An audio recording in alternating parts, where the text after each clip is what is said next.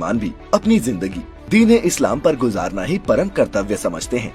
लेकिन दोस्तों, क्या आप जानते हैं कि इस्लाम धर्म में मांस खाना जायज माना गया है, पर इसमें भी कुछ शर्तें हैं। वो ये कि क्या खा सकते हैं और क्या नहीं खा सकते।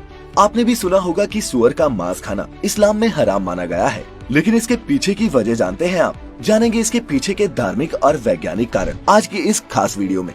तो इस वीडियो को पूरा देखकर नीचे कमेंट्स में हमें अपनी राय जरूर बताइएगा। दोस्तों, आपको बता दें कि मुसलमानों की सबसे पवित्र किताब कुरान पाक की सूरा 2 आयत 173, सूरा 5 आयत 3 और भी कई आयतों के जरिए आदेश दिए गए हैं कि मुसलमानों को ऐसे किसी भी जानवर का मांस नहीं खाना चाहिए जो हलाल ना हो और जो जिम्बा ना किया गया हो। अब कौन सा जानवर है जो इस्लाम में हराम बताया गया है?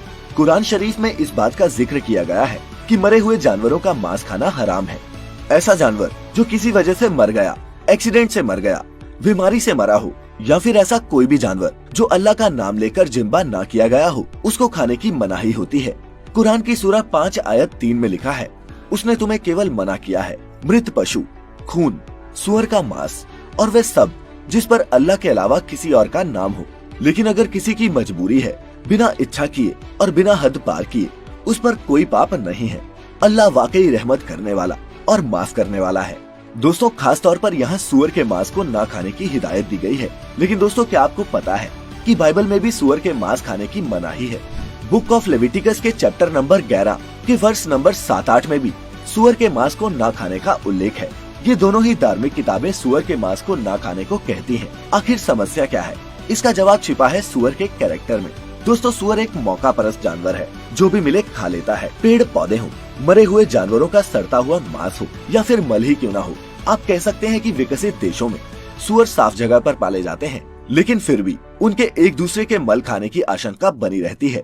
गाँव और देहातों में जहाँ लोगों के लिए आधुनिक शौचालय नहीं है और लोग इस कारणवश खुले वातावरण में शौच आदि करते हैं, अधिकतर ये जानवर सुअर ही इन गंदगियों को साफ करते हैं। कुछ लोग तो ये भी तर्क देते हैं कि ऑस्ट्रेलिया जैसे देशों में सुअर का पालन पोषण बेहद साफ सुथरे ढंग से और स्वास्थ्य सुरक्षा का ध्यान रखते हुए अनुकूल माहौल में किया जाता है। ये बात ठीक है कि स्वास्थ्य सुरक्षा को नजर में रखते हुए अनुकूल और स्वच्छ वातावरण में ही सुअरों को एक साथ उनके बाड़े में यहाँ रखा जाता है। लेकिन आप चाहे उन्हें साफ रखने की कितनी भी कोशिश करें, लेकिन सच्चाई ये है कि प्राकृतिक रूप से उन्हें गंदगी ही पसंद आती है। सुअर के मांस से कम 70 अलग अलग तरह की बीमारियाँ जन्म लेती है। किसी इंसान के शरीर में इसका मांस खाने से कई तरह के कीड़े हो सकते हैं, जैसे कि गोलाकार कीड़े, नुकीले कीड़े, फीता कृमि आदि। इनमें से सबसे ज्यादा खतरनाक टेनिया सोलियम है, जिसे आम लोग टेपवर्म कहते हैं। ये कीड़ा बहुत ही लंबा होता है और आंतों में रहता है। इसके अंडे खून में जाकर शरीर के लगभग सभी अंगों में पहुंच जाते हैं, और अगर ये कीड़ा दिमाग में पहुंच जाए तो इंसान की याददाश्त ही चली जाती है। अगर ये दिल में चला जाए तो हृदय की गति रुक जाने का कारण बनता है, और अगर ये कीड़ा आंख में पहुंच जाता है तो इंसान की देखने की क्षमता ही खत्म कर देता है। एक दूसरा खतरनाक कीड़ा ट्राइकोरा टिकोरेसिस है। सुअर के मांस के बारे में एक मिथ्या ये है कि अगर उसे अच्छी तरह पका लिया जाए तो उसके अंदर पनप रहे कीड़ों के अंडे नष्ट हो जाते हैं।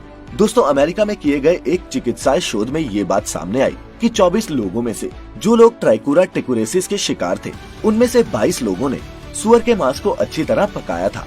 इससे ये मालूम पड़ा कि सामान्य तापमान में सुअर का मांस पकाने से ये जानलेवा अंडे नष्ट नहीं हो पाते। सुअर के मांस में पाई जाने वाली चर्बी संतृप्त वसा यानी कि सैचुरेटेड फैट्स होते हैं, जिससे आपको कोलेस्ट्रॉल की अधिकता और दिल की बीमारी हो सकती है।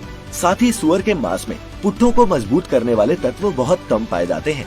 इसके उलट उसमें मोटापा पैदा करने वाले तत्व ज्यादा पाए जाते हैं। मोटापा पैदा करने वाले ये तत्व खून की नलियों में दाखिल हो जाते हैं और हाई ब्लड प्रेशर और हार्ट अटैक का कारण बनते हैं। और दोस्तों, इसमें कोई हैरानी की बात नहीं कि 50% से ज्यादा अमेरिकी हाइपरटेंशन और तनाव के शिकार हैं। इसका कारण यही है कि ये लोग सुअर के मांस का बहुत इस्तेमाल करते हैं। ये सब जानने के बाद कुरान में सुअर के मांस को वर्जित बताना एक संजीदा विषय है। बाकी दोस्तों, आप इस बारे में अगर कुछ जानते हैं तो नीचे कमेंट्स में हम सबके साथ साझा कर सकते हैं। किसी भी धर्म या समुदाय को ठेस पहुंचाने की मंशा हमारी हरगिज नहीं थी। अगर ऐसा गलती से हुआ हो तो माफ कीजिएगा। अगर ये वीडियो आपको पसंद आया हो तो इसे लाइक और शेयर कर दीजिए।